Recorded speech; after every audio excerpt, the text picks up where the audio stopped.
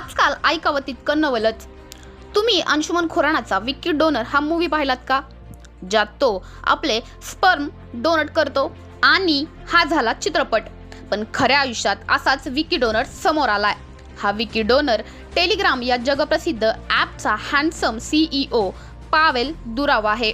त्याने ही माहिती स्वतः आपल्या टेलिग्रामवर पोस्ट टाकून केली आहे आणि तो म्हणतोय मला 100हून अधिक मुलं आहेत, पण तो खऱ्या आयुष्यात अविवाहित आहे। मग तो 100 मुलांचा बाप झाला तरी कसा? तर हा असा। पावेलने सांगितलं 15 वर्षापूर्वी त्याच्या मित्राने त्याला सांगितलं की मित्राला व त्याच्या बायकोला मूल होत नाहीये, त्यासाठी उपचारही सुरू आहेत। त्याने पावेलला विचारले की तू तुझे शुक्राणू डोनेट करशील का? पावेल हसत होता, मात्र त्याचा मित्र हा ठाम होता।